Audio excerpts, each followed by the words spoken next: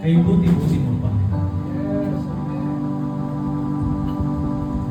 Kay buti-buti mo pa. Amen. Magsipag tayo po tayo, mga.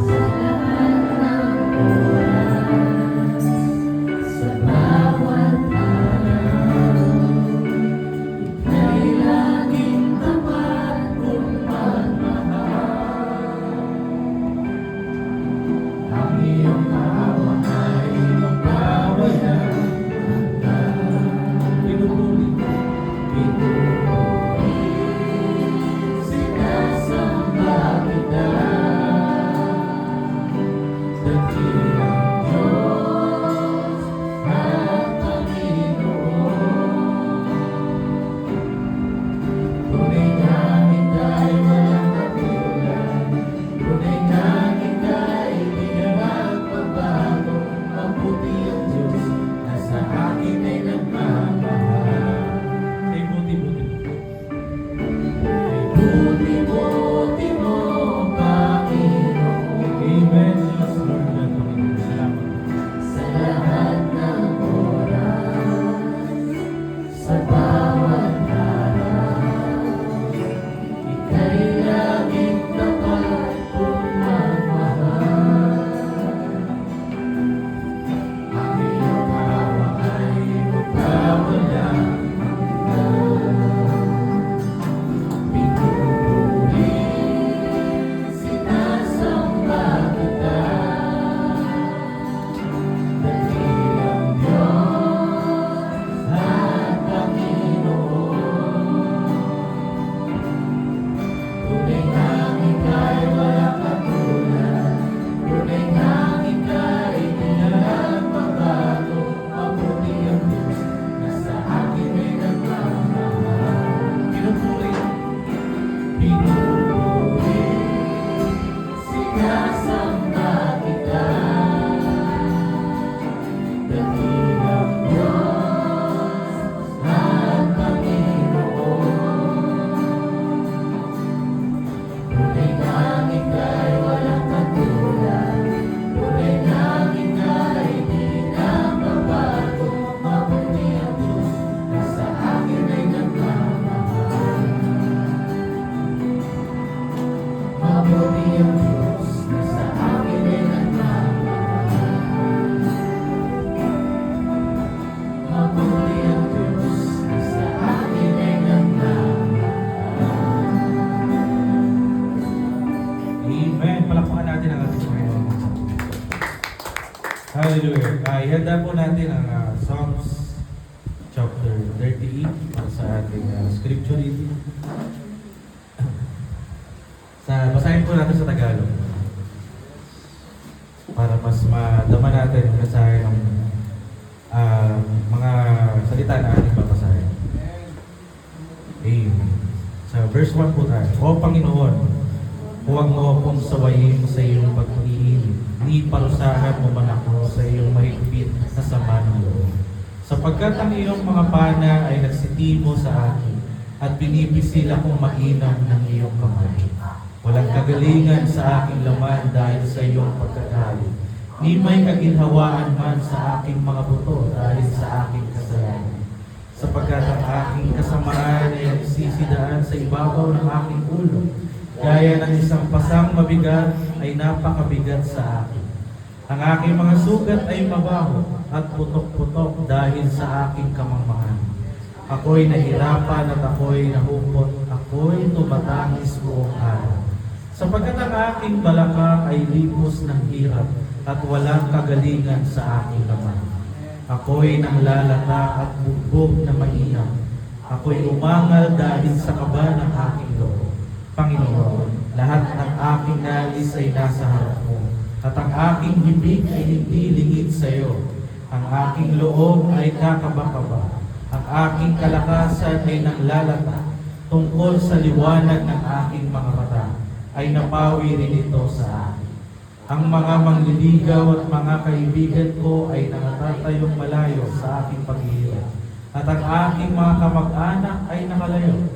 Sila namang nangauusin ng aking buhay ay ng mga silo na ukol sa akin. At silang nagsisihanap ng aking ay nagsasalita ng mga masasamang bagay at nag-iisip ng pagdaraya o Amen. Ngunit ako'y gaya ng isang binging tao na hindi nakaririnig at ako'y gaya ng isang piping tao na hindi binubuka ang kanyang bibig. Oo, ako'y gaya ng tao na hindi nakaririnig at sa kanyang bibig ay walang mga kasawayan. Sapagkat sa iyo, O Panginoon, ay umaasa ako. Ikaw ay sasagot, O Panginoon kong Diyos. Amen. Sapagkat aking sinabi, baka ako'y kagalakan nila. Pagka ang aking paa ay nadudulas, ay nagsisipag mataas sila laban sa akin. Sapagkat ako'y madali ng mahulog at ang aking kapanglawan ay laging nasa harap ko.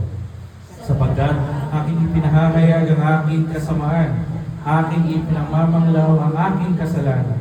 Ngunit ang aking mga kaaway ay buhay at malalakas, at silang nagtatanim sa akin na may kamalian ay dumami. Sila naman nagbabayad ng kasamaan sa mabuti ay mga kaaway ko, sapagkat aking sinunod ang bagay na mabuti. Huwag mo akong pabayaan, O Panginoon. O Diyos ko, huwag kang lumayo sa akin. Magmadali kang tulungan mo ako, O Panginoon, na aking kalikasan. Amen. Salamat po. Dadama ba natin ang kalungkutan, kabigatian at pag-amin ni Haring David sa kanyang mga nagawang kasalanan. Sabi nga na sa 18, walang dahilan, walang pasubali, walang kahit na pagtatakip. Sabi niya, sapagkat aking ipinahahayag ang aking kasamaan, aking ikinamamanglaw ang aking kasalanan. For I will declare mine iniquity, I will be sorry for my sin. Sa kabila ng lahat ng mga ginawa ni Haring David sa kanyang mga kulangan at kasalanan, sa verse 15, mababasa natin, sapagkat sa iyo, O Panginoon, ay umaasa ako. Ikaw ay sasagot, O Panginoon kong Diyos. For in thee, O Lord, do I hope. Thou will hear, O Lord, my God. Walang ibang nilapitan ang ating Haring David, kundi ang ating Panginoon. Walang ibang makapagbigay na kapatawaran, kasagutan sa lahat ng kanyang pagkukulang, kundi ang ating mahal na Panginoon. Nakita natin na simula pa sa verse 1 ay inako ni David, ramdam niya sa kanyang katawan ang mga sakit at dulot ng kanyang mga pagkukulang at kasalanan. Pero walang ibang nilapitan si Haring David kundi ang ating Panginoon. Sana ganun din ang ating attitude towards sa lahat ng ating nangyayari sa buhay natin. Amen? Amen. Purihin natin ang ating Panginoon. Awit tayo na sa awit bago tayo dumako sa panalangin. Bago kong makalimutan mga kapatid, merong maliit na papel dun sa likod kasama ng mga sobre para dun sa handog awit at saka patotoo. So pag may handog awit or patotoo po kayo, may nilagay kami papel dun. Sulat nyo lang yung pangalan nyo, tapos checkan nyo, itik nyo yung box or checkan nyo yung box kung handog awit or patotoo. Kung sabay naman, kung parehas, pwede nyo i-check both na parehas nyo i-check. Kung gusto nyo maghandog ng awit at saka patotoo sa ating Panginoon. Amen? Tapos bigyan niyo, iabot niyo lang kay Brother Edgar mamaya para alam niya kung sino po yung mga tatayo sa atin. Amen. Andun po siya sa maliit na box. In moment like this, In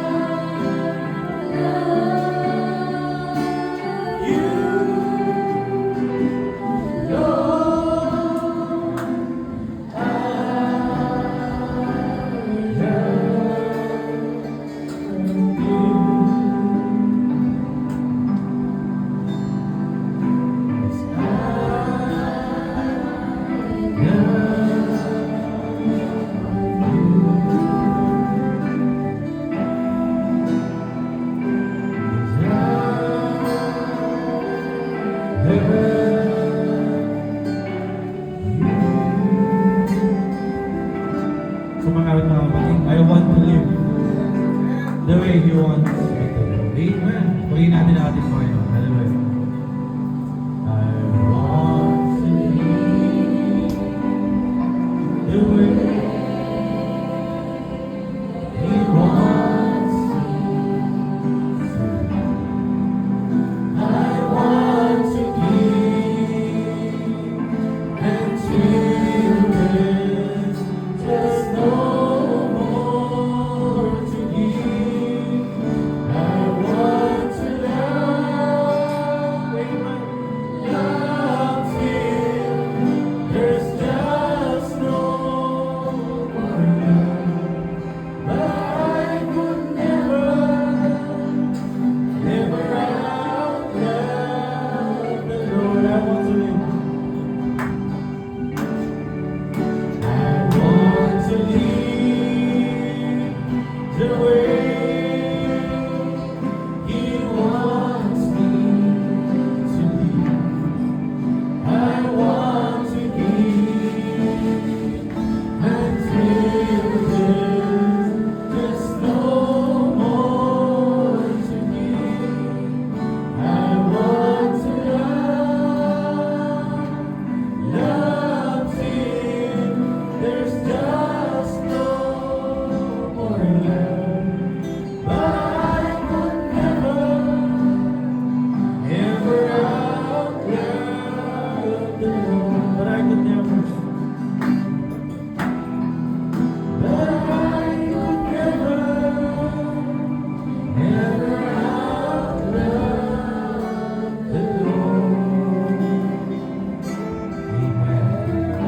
Load po tayo sa Panginoon.